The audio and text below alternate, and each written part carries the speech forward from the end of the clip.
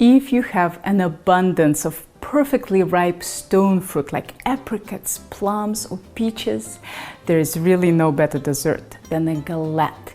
And today we're going to make one. I'll skip making the dough in this video because we just made it for the tomato tart. You don't have to use my dough, you can use any pie dough, but if you need a good recipe, it's in the description below. Make sure you make it at least one day in advance so that it's thoroughly chilled. I have 840 grams of apricots here. Let's cut them in half, remove the pits, and cut each half into 2 to 3 wedges depending on the size of your apricots. Put them into a medium pot. Sprinkle with a little cinnamon. I'm not a huge cinnamon fan, so I like just a pinch. Half a teaspoon of vanilla extract or paste and 75 grams of granulated sugar. That's a good amount for apricots and plums, but for peaches and nectarines, I'd use only maybe 50 grams or so because they are so sweet. Give it all a thorough mix. Oops, I forgot the lemon. Just a tiny squirt since we're dealing with apricots, and they are plenty tart on their own. For peaches, you'd want a bigger squirt. Mix it all up and let them sit at room temperature for at least 45 minutes and up to several hours. Do not cook them. The reason we're letting them sit is to draw out their juice. Cooking would make them too soft. To roll out the dough, place it on a well-floured surface, sprinkle with flour, and bang it from one side to another. Rotate 90 degrees and bang again. Keep rotating and banging, being careful to keep the thickness of the dough even. This makes the batter pliable and rollable even though it's completely cold. Letting pie dough warm up before rolling can result in very sticky dough, so I prefer to work with it straight from the fridge. If you end up with cracks on the edges, squeeze them with your hands. The sooner you fix the cracks, the less problems you'll have later. When you have a disc that is about 2/3 of an inch thick, you can start rolling. After every single roll, rotate the dough. This accomplishes 2 things. It keeps the dough even and it warns you of sticking before the situation is hopeless. Keep rolling and rotating and don't be afraid of adding flour. This flour is on the outside of the dough. It won't make it tough. If you encounter sticking, unstick your dough with a pastry scraper, move it to the side and reflour your counter. Once the dough gets big enough, you won't be able to cover all the territory with just one roll. You'll need 2 to 3 rolls before rotating the dough. When your dough is about 1/8 of an inch thick, thin out the edges by rolling them pretty aggressively with your rolling pin. The reason I want them thinner is that after we fold them, we'll end up with a triple layer of dough in parts of a galette, and I don't want those parts to feel too doughy. This thinning out will likely glue your dough to the counter, but you can easily unstick it with a pastry scraper.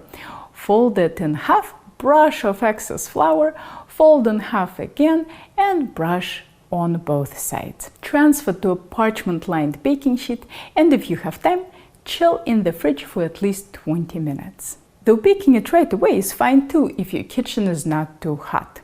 20 minutes before you plan to bake, preheat your oven to 400 Fahrenheit and place the racks in the top and bottom thirds. If your dough was in the fridge for a while, it might stiffen, like this. Make sure you let it sit at room temperature until it's pliable. It will only take about 5 minutes or so. If you try to fold stiff dough, it will break, and that's the end of your galette. Strain your fruit through a colander or strainer into a bowl. Do not discard the juice. We'll make a glaze out of it to use on top of our tart. Sprinkle the dough with about a tablespoon of sugar, leaving a 2-inch border. Dump the fruit in the middle.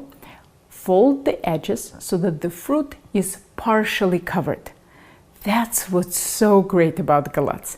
They have the juiciness of a pie, but the fruit caramelization of a tart. Keep one hand inside the dough so that you can pinch the folds together. If you don't pinch the dough together, all those folds will come undone in the oven. Brush the dough with melted butter, about 1 tablespoon, and sprinkle with sugar all over. both the dough and the fruit. You'll need about 1 tablespoon of sugar. People often ask me why I use melted butter and not an egg wash. I feel that an egg wash makes the top of the dough unpleasantly tough, so I prefer butter. Place the galette in the bottom third of the oven for 20 minutes or until the dough starts to look set and just beginning to brown, like this. When you are at this stage, it's time to make the syrup. Keep your galette in the oven. The syrup will only take 5 minutes and you do not want to make it in advance. It needs to be used immediately like caramel or it will solidify. Pour all fruit juices into the pot you used for your fruit and set over high heat. Boil until the mixture turns syrupy. Stir in 1 tablespoon of apricot or plum preserve if you have it. I always have some on hand, but I wouldn't buy it just for this dish. Boil the juices a bit more until they feel very sticky. Obviously, don't touch them or taste them, you'll get a horrible burn. Just go by the look. Get the galette out of the oven, pour the syrup evenly all over the fruit. This will help the top become beautifully caramelized and it will give your tart a more intense flavor. Place it back in the oven, but this time in the upper third. The closer you are to the top wall, the more color you'll get on the fruit. Bake for another 15 minutes or until the fruit and dough are deeply brown. As always, all ovens are different, so you might need to adjust the time and temperature for your oven. When you first get the galette out, it will be very bubbly, but as it cools, it will settle. Cool for at least 30 minutes and serve. It's good at room temperature and can also be rewarmed for about 10 minutes in a 350 Fahrenheit oven. I like to serve mine with creme fraiche. Hope this technique will help you put all that fabulous summer fruit to good use. If you are looking for really fun fruit combinations, try this: apricots and cherries, or peaches and blueberries, or raspberries. This is a very flexible dessert. As always, the recipe is in the description below. Here are more very detailed culinary tutorials for you to check out. And if you are ever in the Boston area, maybe I'll see you in one of my classes.